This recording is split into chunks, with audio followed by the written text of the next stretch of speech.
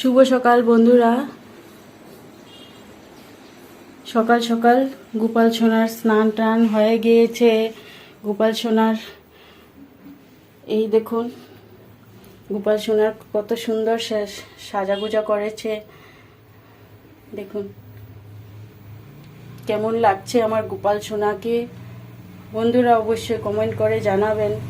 তো এখন স্নান টান করে আমার গোপাল সোনা রেডি হয়ে গিয়েছে, একদম ড্রেস লাগিয়ে, একদম জুয়েলারি লাগাইয়ে একদম ভীষণ সুন্দর হয়ে গিয়েছে। মানে পৃথিবীর সবচেয়ে সুন্দর কিছু যদি হয় আমার গোপাল সোনা।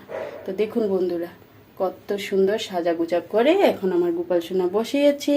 আর এখন আমি বাল্যভোগ লাগাবো, কিন্তু বাল্যভোগটা এখনো রেডি হয়নি। তো বাল্যভোগটা রেডি করব, রেডি করে তারপর গোপাল সোনাকে ভোগ লাগাবো। আপনারা সঙ্গে থাকুন।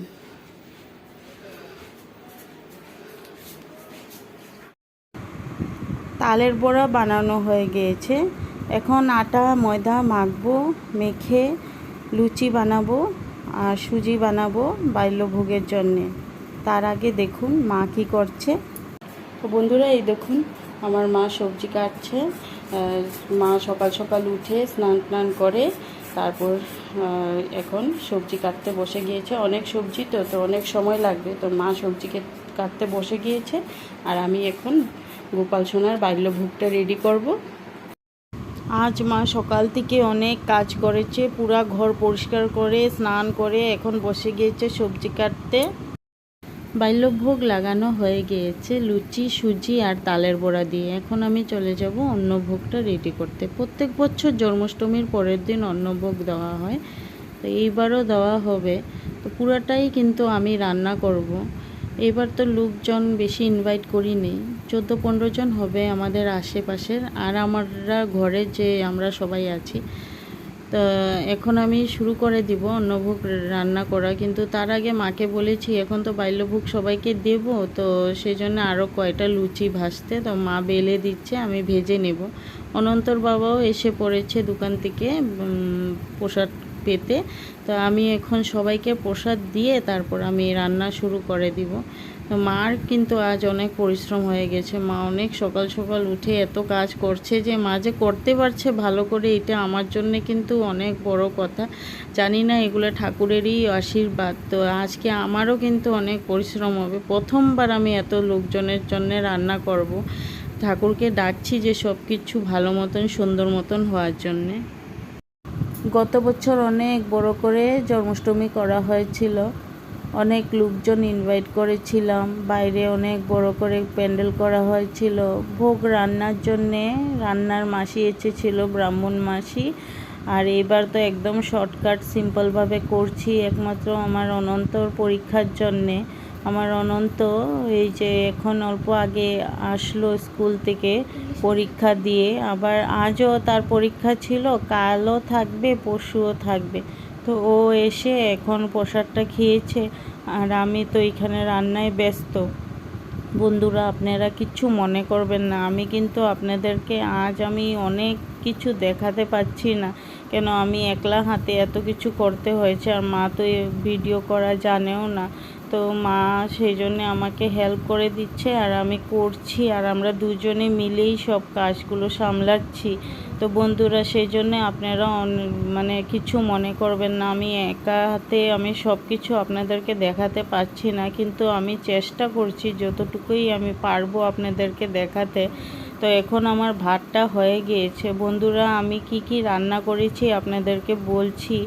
প্রথমে আমি অন্নভোগে পায়েস রান্না করেছি, তারপর মুগ ডাল রান্না করেছি, তারপর মিক্স ভেজিটেবল একটা সবজি রান্না করেছি লাবড়া, তারপর রান্না করেছি পনির তরকারি, তারপর রান্না করেছি শাক, তারপর করেছি 5 রকমের ভাজি, বেগুন ভাজা, লাউ ভাজা, ভাতকরলা ভাজা, পটল ভাজা, কচু ভাজা, এইসব ভাজি করেছি। এখন বসিয়ে দিয়েছি ভাত। ভাতটা হয়ে গেলে আমার অন্নভোগটা রেডি হয়ে যাবে। তারপর মা তো লেবু কেটে রেখে দিয়েছে। অন্নভোগ লাগানোর টাইম হয়ে গিয়েছে। এখন আমি গিয়ে একটু ফ্রেশ হব, ফ্রেশ হয়ে কাপড়টা ছেড়ে তারপর আমি অন্নভোগটা রেডি করে দেব। তারপর আবার প্রসাদ দেওয়ার পালা আসবে। আজ যে আমার এত পরিশ্রম হয়েছে বন্ধুরা, এত গরম, তার মাঝে এত যে আগুনের সামনে বসে রান্না করা, তারপর এই যে আমার কাল থেকে উপাস, আমি এত যে আমার যে মধ্যে রান্না করতে করতে আমি একটু চুলাটা বন্ধ করে চলে গিয়েছিলাম একটু রেস্ট করতে, মানে আমার মাথা ঘুরাতে ছিল, শরীরটা বেশি অসুস্থ, চোখে মানে একদম অন্ধকার হয়ে গিয়েছিল। জানি না কেন, প্রেশার হয়তো লো হয়ে গিয়েছে না কি। তো আমি গিয়ে অল্প রেস্ট করেছি 15-20 মিনিটের মতন, তারপর এসে আবার কন্টিনিউ করেছি। আমি এত পরিশ্রমের মধ্যে আমি সেই জন্য ভালো করে ভিডিওটাও করতে পারছি না বন্ধুরা, আপনারা কিছু মনে করবেন না। তবু যতটুকু পারছি আমি করছি, তবে আপনারা লাইক, শেয়ার আর কমেন্ট করে দেবেন। তো বন্ধুরা, অন্ন ভোগ লাগানো হয়ে গিয়েছে। আজ জন্মাষ্টমী উপলক্ষে আমি আমার গোপাল সোনাকে, বাবা লোকনাথকে আর গুরুদেবকে অন্ন ভোগ লাগিয়েছি। আর আমি এটাই প্রার্থনা করছি, আমার গোপাল সোনাকে, বাবা লোকনাথকে আর গুরুদেবকে প্রার্থনা করছি যে আমার যদি কোনো ভুল ত্রুটি হয়, এই যে ভোগ রান্না করেছি, আমার যদি কোনো ভুল ত্রুটি হয়ে থাকে, ঠাকুর যেন আমাকে ক্ষমা করে দেন। আমি তো এটাই জানি বন্ধুরা, আমরা যখন ঠাকুরের জন্যে কিছু করতে মনে প্রাণে চেষ্টা করি, আমাদের ভুল হলেও ঠাকুর সেই ভুল আমাদেরকে ক্ষমা করে দেয়। তো বন্ধুরা, মা প্রসাদ মেখে নিয়েছে, এখন আমরা প্রসাদ খেয়ে নেব। আমি অন্নভোগ খেয়ে আমার উপাসটা ভাঙবো। আস্তে আস্তে লোকজন আসা শুরু হয়ে যাবে প্রসাদ পেতে।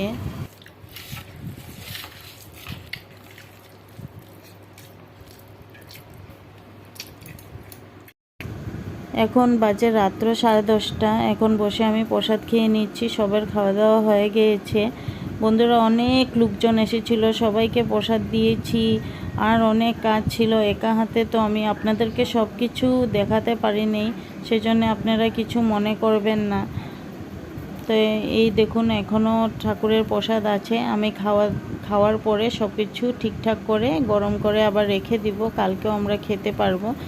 তো এই ব্লগটা আমি এখানেই শেষ করছি।